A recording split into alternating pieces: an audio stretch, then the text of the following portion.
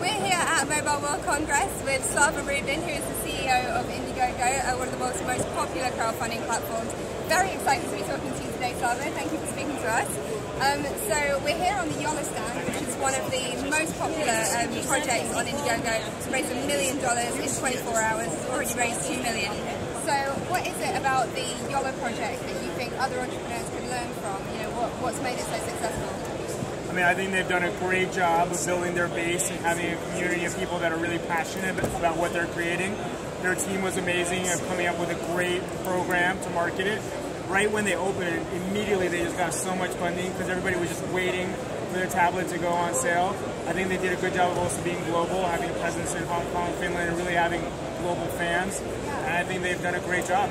Yeah, I mean, the global aspect is something that Indiegogo is very well known for. Absolutely. I mean, sort of 70% of Indiegogo's projects in the US, which means 30%, nearly a third, are outside of it, which is actually pretty impressive. Is that something that you're hoping to improve on? Are you hoping to go more global? Or are you pretty happy with that? I mean, is that something you think about much? I mean, we always want to have more, global presence. Like there's this honey campaign, FlowHive, launched. Yeah, they already have sold in 111 countries in 10 days. It's crazy. And this Jolla campaign, I think, has sold in like 40 or 30 different countries as well. It's just so cool to see all this global presence. And we're absolutely always trying to become more global. We're investing into currencies and languages and payment options. We're pretty proud of being the largest global platform in the world. Yes, I think that's completely fair enough. And I think we have kind of 7,000-ish projects going on at any one time on Indiegogo. So how do you kind of choose which ones that you want to amplify, and how do you kind of get involved with your entrepreneurs? Sure. So, I mean, we're a completely open platform. Anybody can raise money for absolutely anything. There's no application process. I mean, we have some really incredible, quirky, different projects. Yeah, I mean, somebody crowdfunded a baby, right? Yeah, a real baby was actually born because of money, exactly. But the way we choose is we don't actually choose. Right. It's an algorithm. Just like Google decides what shows up #1 on the links, or just like YouTube when you search. So it's really about merit. You need to run a good campaign, and then your merit will help you get to the top. And if you're running a garbage situation, it kind of falls to the bottom. And because of Jolla, obviously they ran a great campaign, and they easily rose to the top. Got into our newsletter, got onto our homepage, got into the media, the blog, and obviously they saw a lot of that benefit. Yes, absolutely. I mean, what kind of things could other campaigners do to kind of improve how they rank in that algorithm? Sure, so there's many different criteria, and we don't talk about the specifics. Sure. But number one, you just want to start off with a good launch. I mean, these guys killed it with a good launch. You want to start quickly. You want to have a lot of sharing happening, whether it's by yourself or through your funders.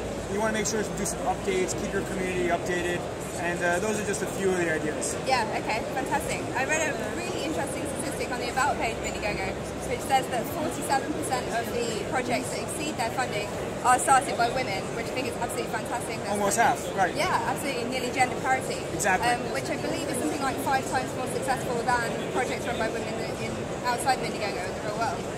So I was told. And so what is it about Indiegogo do you think that makes women more successful than they might be elsewhere? How do you think they're doing better on Indiegogo than they are elsewhere? I think the reason anybody's doing well on Indiegogo is because it's an open platform, so there's not human judgment, and we don't get some of those biases in the way. So women are almost half of the world, so they should get almost half the money. It's really great that that's how it's working out. Yeah. I think out in other channels, whether it be through VCs or banks, I think there's other biases that are getting in the way, which is why maybe those numbers aren't at parity. Okay, so you think maybe the fact that you can't see that it's a woman, you're not kind of interacting personally with a woman, might make it a little bit easier to invest? No, I mean, you do see that it's a woman if she wants to put her image and profile and explain who she is, but the algorithms and the marketplace doesn't really know or care what the gender is, because it just works based on how well you're doing. It doesn't know, like, when you updated 3 days ago if you were a man or a woman that updated. It doesn't know when you have 1,000 funders in 2 days whether or not you were a man or a woman that got 1,000 funders. Right. It just knows that you're doing a good job. So it's kind of like asking Google, like, is the person who runs that blog a man or a woman? Google doesn't care, right? It's like, I think that's relevant. Okay. So you're kind of getting out of the way of some of the roadblocks that women might experience in other parts of life. Sure, really, anybody has any biases against them, we're trying to create a merit-driven platform, and that's what Indiegogo does. Completely, and I've heard as well that merit-driven platform is also the case within the organisation. So I hear that you have a lot of women in kind of high-performing roles, sort of running your lead departments. Can you tell me a little bit about how you've been able to make that happen.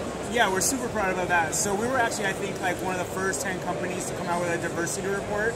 We were definitely the smallest company to come out with a diversity report in comparison to level of funding and number of employees. I mean, the first one I think was Google, and then also you had companies like Twitter and others.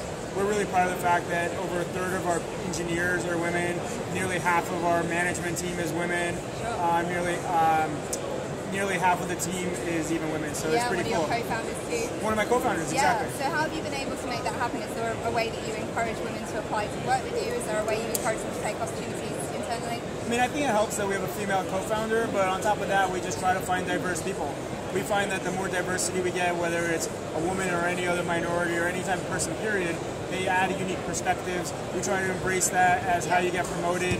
We don't promote you because you're a man or a woman. We promote you because you do good work, and we try to embrace that diversity. So you try and give kind of an inclusive experience when you work there. And I've noticed as well that you often amplify campaigns from kind of women and people of colour as well, which I think gives a good impression of the company for people to come and work for you. Yeah, and again, the reason the amplification is happening is not because they're people of color, it's because they're running a good campaign, but we don't actually bias against them for any reason if they're a person of color. Yeah, that's fantastic. Okay, so Slava Rubin, thank you so much for talking to us. It's been wonderful. Thanks for having me. Thanks for watching.